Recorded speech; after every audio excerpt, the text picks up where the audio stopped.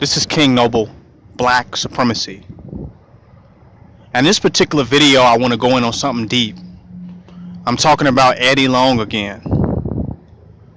I'm going to talk about Eddie, but I ain't going to make this one long. I'm going to make this one short.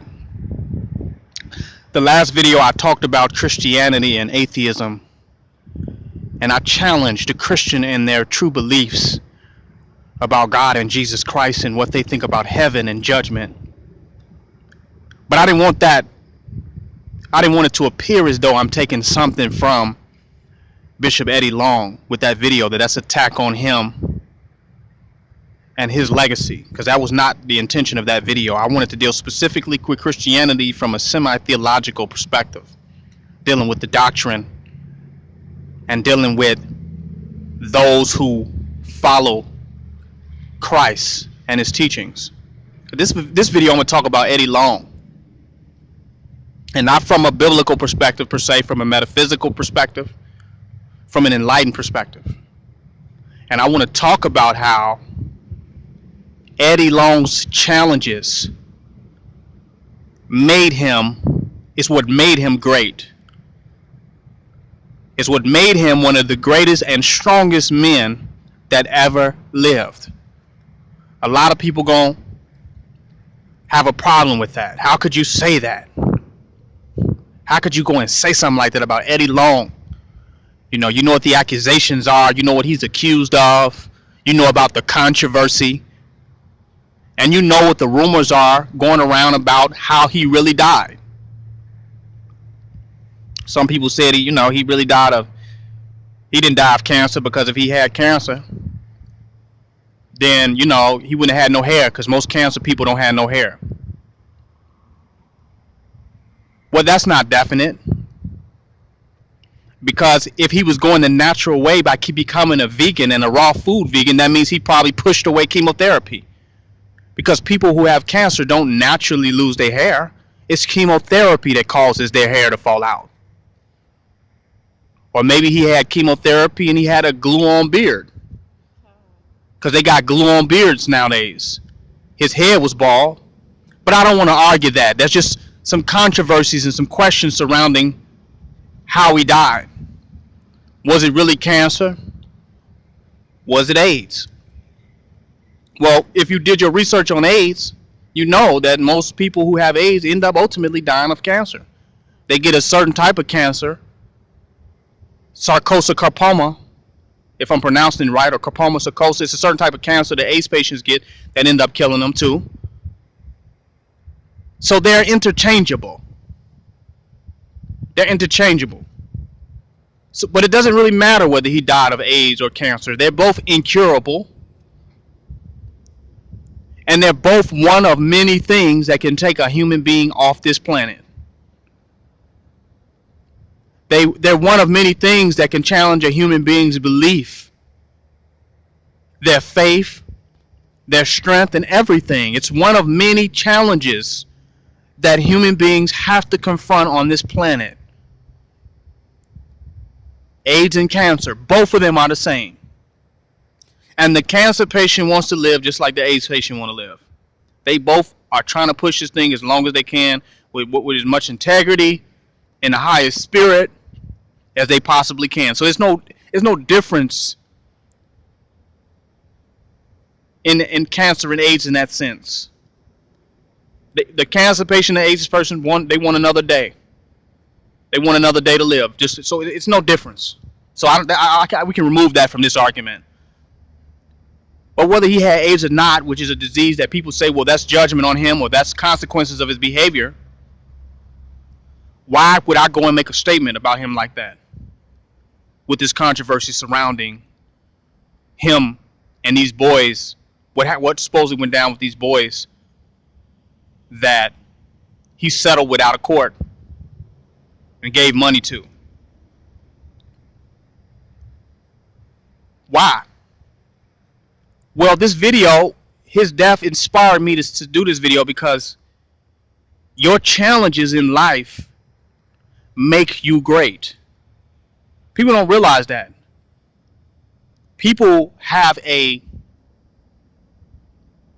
very idealistic perspective about greatness, about what achieving greatness is, as though it is one-dimensional.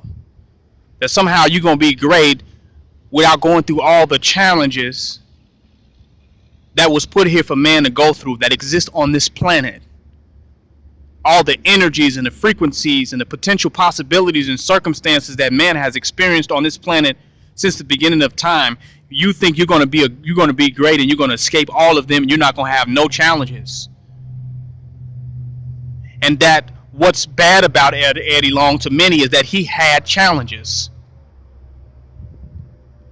And most people, everything they say bad about Eddie Long, or they think bad about Eddie Long, is the fact that he had challenges. And I'm saying the opposite. His challenges didn't make him bad. His challenges made him one of the greatest men who ever lived. He had one of the largest mega churches in the world and one of the most influential black people in the black community, in the Christian community. His challenges made him great. Your challenges, many of you, will do the opposite. Your challenges will stop you from being great. And the idea of even having certain challenges, confronting them, or ascending to a certain level because of these challenges, makes you bad, makes you stagnant, makes you mediocre, it makes you fearful, and it makes you a damn coward. Because some of you forsake your greatness because of your challenges. You refuse to become great because, hey, I got these challenges that I'm dealing with, and I can't become great because then that's going to be before the world, and I'm going to have to confront that at some particular point. So you're afraid to be great because you're afraid to be towed down and breaking down. See, it's easy to get up there, but can you survive getting torn down and broken down? Because you can receive material greatness, influential greatness, friends in all walks of life, and money and networking and all the material things. But can you survive when you get so great that now the inner you, the vulnerable you, the challenges that you have are now being attacked? You're out in the open now due to how great you have become, how big you have become. So your challenges have made you stagnant, have stopped you. And it reminds me of certain prophets in the scriptures that didn't know why God chose them. Hell, Moses was a murderer. A murderer. A lot of the disciples that walked with Jesus didn't know why they had how was they able to walk with Jesus? How was they deserving of this? All your prophets had these challenges that at certain points in life, they questioned, why would God use them? Why me? But they didn't let that stop them.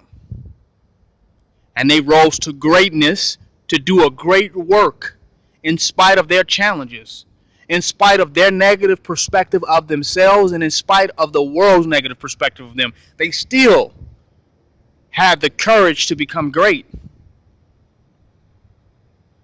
Their challenges even made them greater. You know, it's like a disabled athlete. The disabled athlete is greater than the healthy athlete. Because if that athlete with those challenges can reach that level of greatness, they ain't got no legs and they running. They ain't got no arms and they wrestling. They ain't got no hands and they using their feet. They swimming with no damn arms. Their challenges make them even more greater because in spite of their challenges that they know they have and that we know that they have and that the world know that they have, they still dare to be fucking great. And Bishop Eddie Long dared to be great to the end.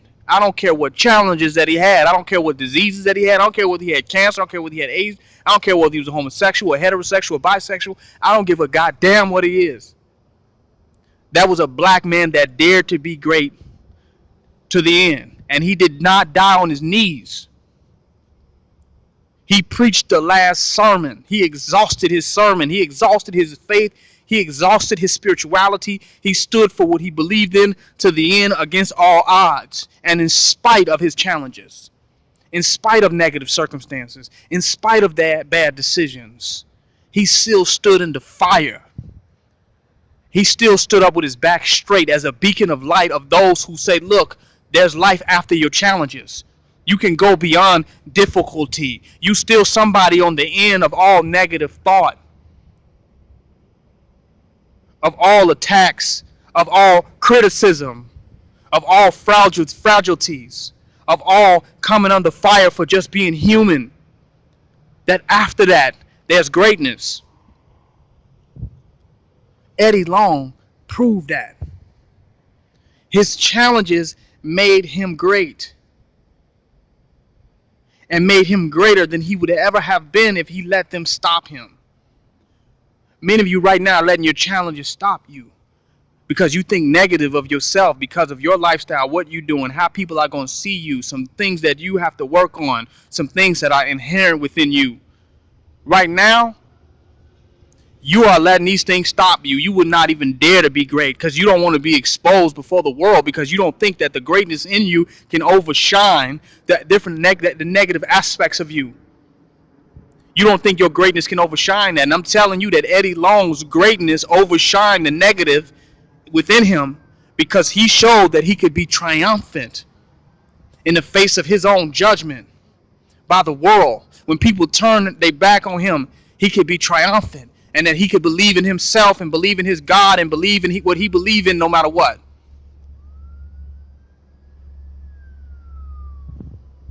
That's what makes Eddie Long an example. And one of the greatest men who have ever lived. That doesn't remove his wrongs, his human frailties. That doesn't remove his faults, his mistakes. None of that goes away. But that's something that we all must face. But life only asks you one question, though. Will your greatness, will your commitment to your greatness overshine the negatives that lies within you?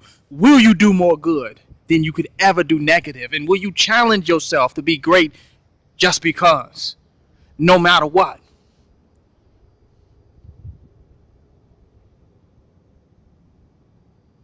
Your challenge will make you great.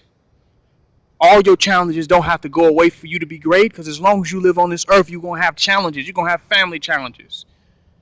You're going to have addictions. You're going to have drug challenges. You're going to have alcohol challenges. You're going to have challenges that's not even on the list. Challenges nobody even heard of before. Challenges that the average person wouldn't even look at as a challenge. You're going to have low self-esteem challenges. You're going to have over high self-esteem challenges. You're going to have challenges will come.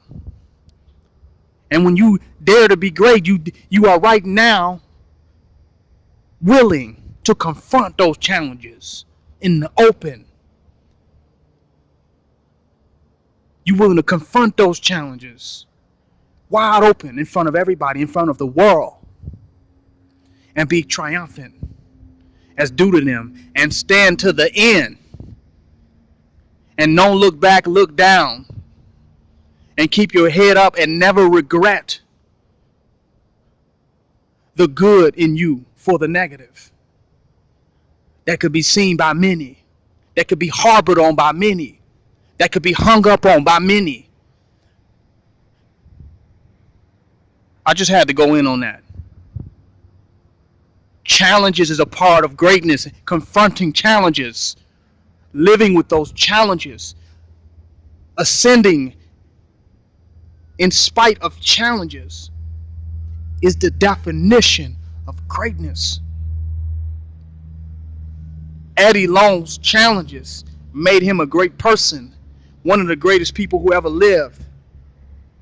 The willingness to confront your challenges will make you great.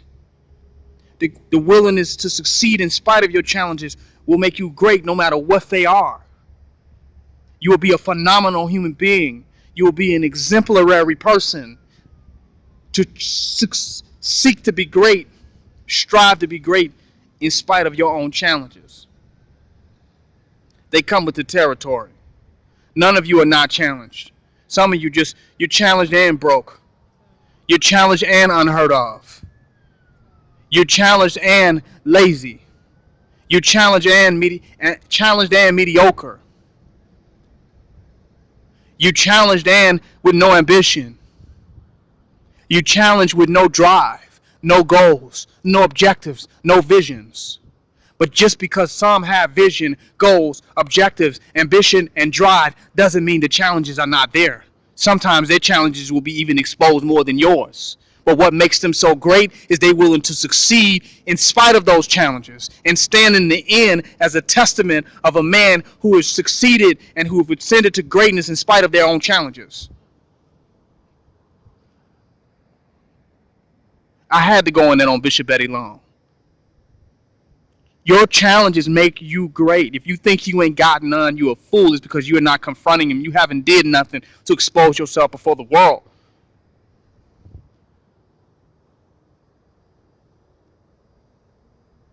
True success is the ability to love yourself when nobody else might not be able to.